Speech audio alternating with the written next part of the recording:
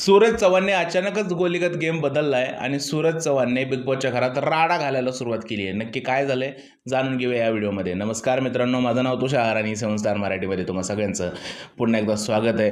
तुम्हा सगळ्यांना एकदा गोलीगत रिक्वेस्ट करतोय मित्रांनो की प्लीज व्हिडिओला जास्तीत जास्त लाईक करा आणि कमेंटसुद्धा करा आणि सबस्क्राईब केलं नसेल तर सबस्क्राईबसुद्धा करा।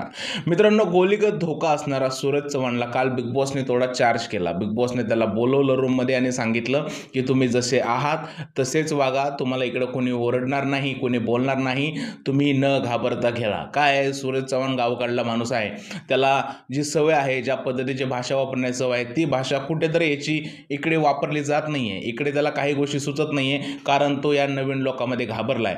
पण बिग बॉसने काल चार्ज केल्यानंतर सूरज चव्हाण चार्ज झालेला आहे आणि त्याने घरामध्ये येऊन राडा करायला सुरुवात केलेली आहे। जसा कन्फ्युशन रूममधून सूरज चव्हाण बाहेर पडला तसं त्याने त्याचे आवाज काढायला सुरुवात केली आणि त्याच्या ज्या लाईन आहेत त्या लाईन बोलायला सुरुवात केली, जसं की मी पिटो चिंग आणि मी आहे तुमचा काय पद्धतीच्या त्या गोष्टी बोलतो तशा गोष्टी त्यांनी बोलायला सुरुवात केलेली आहे। एका व्हिडिओमध्ये आपण पाहतो की तो इरिना बरोबर मस्ती करतोय आणि इरिनेला तशा प्रकारचे आवाज काढून दाखवतोय। याचाच अर्थ काय की सूरज चव्हाण हा खुलायला लागलेला आहे आणि त्याचा असली चेहरा जो आहे तो आता प्रेक्षकांसमोर यायला हळूहळू सुरुवात होईल। मी या आधीच्या व्हिडिओमध्ये सांगितलं होतं की बिग बॉसने सूरज चव्हाणसाठी वेगळे प्लॅन बनवलेले आहेत आणि ते प्लॅन आता वर्क व्हायला सुरुवात झालेली आहे आणि गोलीगत धोका जो आहे तो मॅक्सिमा जो आहे तो आता गेममध्ये आलेला आहे। आता हा गावाकडला एकदम मातीतला माणूस बिग बॉसच्या घरात किती मोठं नाव करतो हे पाहणं सुद्धा खरंच इंटरेस्टिंग असणार आहे। आता सध्या तर हीच बातमी आहे की सूरज चव्हाणने बिग बॉसच्या घरात राडा घालायला सुरुवात केलेली आहे। तुमचं काय म्हणणं आहे या गोष्टीबद्दल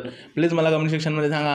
जर व्हिडिओ आवडला असेल तर त्याला लाईक करा, शेअर करा, चॅनलला सबस्क्राईब करायला विसरू नका। भेटूया पुढच्या व्हिडिओमध्ये, तोपर्यंत भारत माता की जय।